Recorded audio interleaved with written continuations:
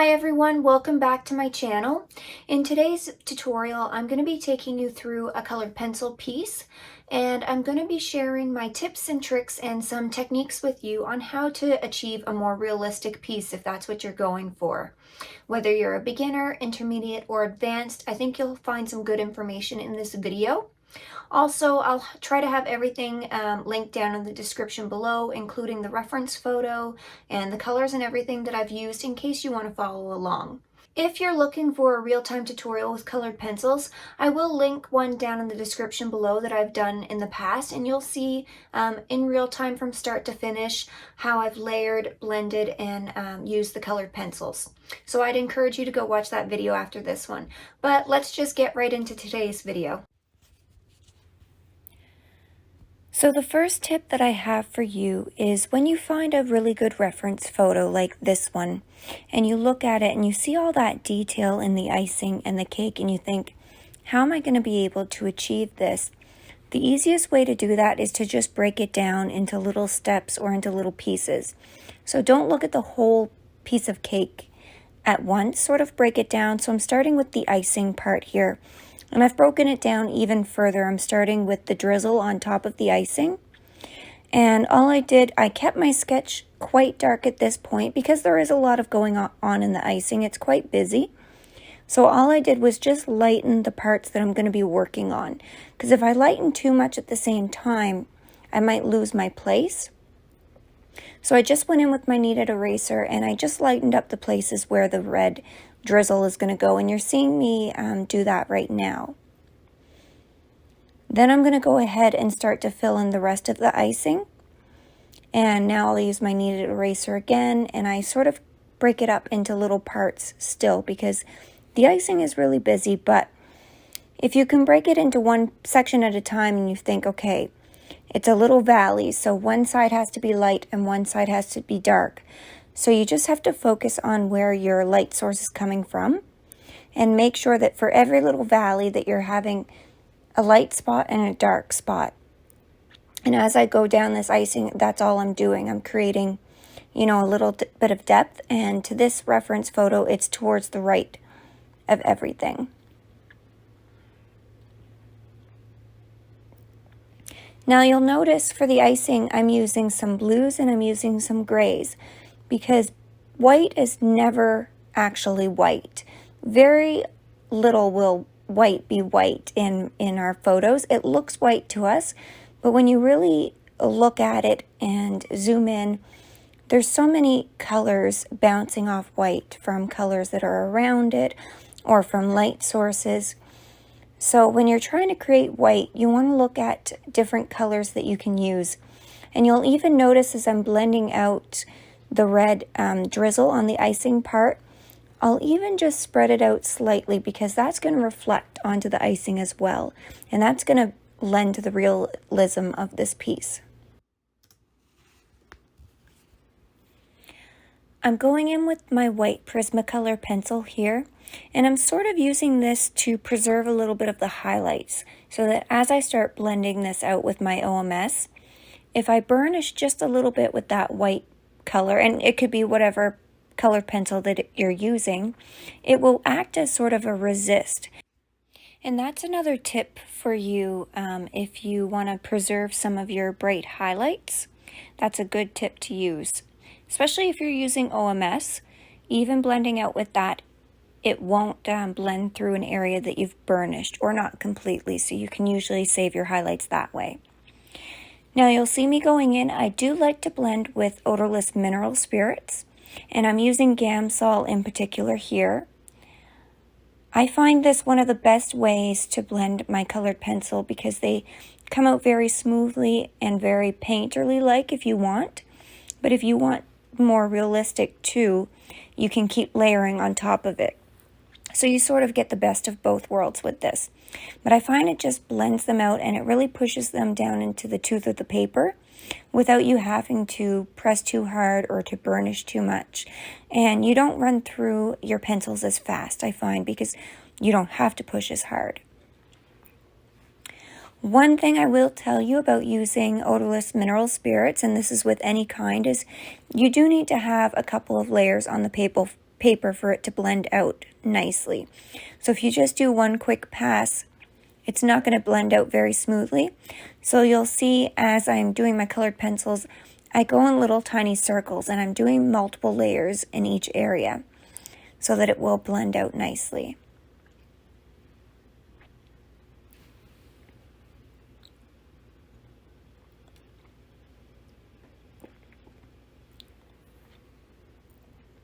And I'll switch between different size brushes depending on which area that I'm using. So you'll see me go between the little brush for in the cracks of the icing to get in there. And then I switch to the bigger brush for any bigger areas that I, want to get. Another method that I love to do while I'm blending out is instead of blending the whole area smoothly, like just, taking the brush and covering the whole area, I'll tapple it almost like a stippling motion. I'll tap it around, and this is great for your further layers when you're starting to get some detail into the piece and you don't want to lose that detail by running the brush over top of it. I use this a lot in my animal fur when I'm doing animal furs and stuff, and I just tap it over top, and it really helps blend it out a little bit. You get a little less of that texture of the paper coming through, but you don't lose your details. Now I'm starting to go in and layer the cake part, and you'll notice I went in with that blue, light blue pencil first, and I believe that was the cloud blue pencil, and I've layered that over as a base, and then I've gone over top with the white pencil just to lighten a couple areas, but I really didn't need to do that because I'll even go over top of it again with another layer of that blue. And once we get our pinks in there for the rest of the cake, you'll notice that this blue won't stand out so much. It will look white compared to the rest. So I've gone through and I've blended that as well with the odorless mineral spirits, and as that is drying, I'm going on to the rest of the cake and I'm putting that in now. So this is the one pencil that I've pulled from my Caran d'Ache Luminance collection, and that's the Ultramarine Pink. I just really love this pencil, and the color was good for a base layer of this cake, so that's why I've used that here. I'm also throwing in some hot pink and some of the pomegranate in the darker areas. And another tip I can tell you with colored pencils, a lot of people want sort of, tell me what color to put in what exact area. I mean, it sort of is like that, but a lot of it is layering it up, right? So if you pick up a color and you put it down, you put a few strokes down and you go, I'm not sure about that. Pick up a different color and try that. There's not always one color that's going to fit for every situation. And you might even need to layer a couple of colors to get the perfect color that you want. And most often than not, close is good enough. So if you don't have the exact pink to make this cake, you can get it pretty darn close. And even have a scratch paper, next to you. Try scribbling a couple of pencils down, hold them up to your reference photo, and see which one is a closest match, and then go with that. It's really as simple as that. A lot of people want a trick or the magic trick that's going to tell you what pencils to use, but really it's just layering, and it's just using your eyes, seeing what colors in there. So zoom into your photo, zoom out, see what colors you can see in there. And you're not a photocopier. And a lot of people want to say, I make hyper-realistic stuff. I make it exactly like the photo. Well, I don't want my artwork to look exactly like the photo. I'm not a photocopier. If I wanted the photo, I would have the photo. I would print the photo out. So it's nice, if you can do a little bit different in your artwork. So whether it's punching up your lights and darks, adding a little bit more color into the piece, and that's what I like to do a lot. I like to add a little bit more color into stuff. So instead of mainly just white areas, I will add a lot of color into the white, stuff like that. So I find it's great if you can make it a little bit different. So again, I'm going in with my odorless mineral spirits, the Gamsol, and I'm blending everything out again.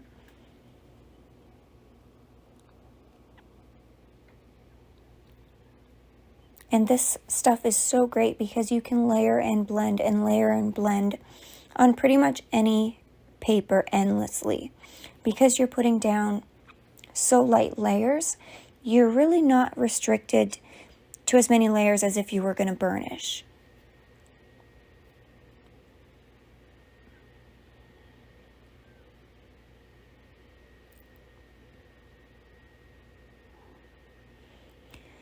And another tip that I'll give you with your odorless mineral spirits is the first layer, you're going to need a little bit extra to use it.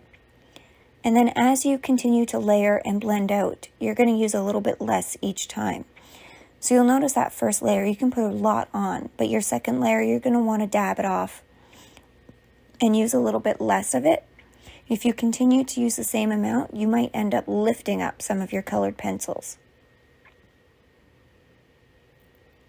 And just be careful around the edges of your piece too. If you use too much and if you have a really absorbent paper, it can bleed out and leave sort of an oily, area.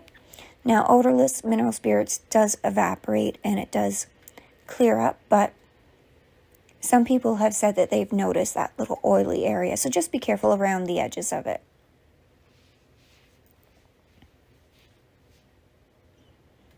Now again, I'm going back to that icing because this is one of the focal points on our piece. And whatever focal point of your piece is, you want to really make sure that you work on that area so that people's eyes are drawn to that area.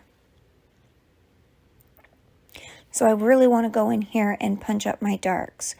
Make sure, the darks are really dark so that our lights look light.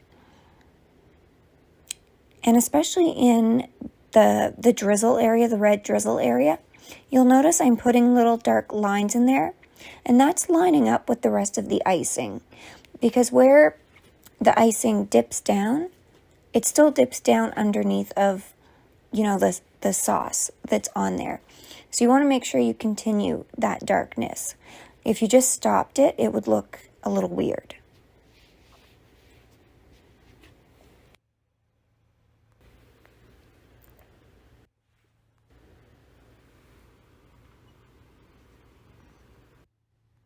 Now to make those little crevices in the cake, all I've done is gone in with my pomegranate and my magenta, and I've just layered them up. So I've put one on top, and then I've made a little bit of a darker area so that it looks like a hole. And you'll see me going in and doing that on the light part as well, and I do that with the grays. So it doesn't have to be exact to the photo. I've just picked a few spots where I have a little bit bigger ones, and then I'll go in and just do some little dots here and there for the smaller areas. And it's just lending to the realism of the piece, but I don't have to have every little circle or every little spot on this cake for it to look like a piece of cake. So that's another tip that I'll give you. Even if you're doing animals and you're putting in fur, you don't have to have every single piece of fur or every single freckle on a face. You just want to have, the gist of it to get so people understand, oh, there's freckles there, or, oh, there's hair there. But you don't have to have every single piece in place.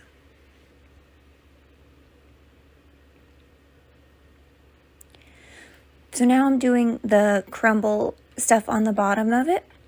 And I saw a lot of blue in here, so I'm going in with the indigo blue and a little bit of dark umber closer to the cake as well.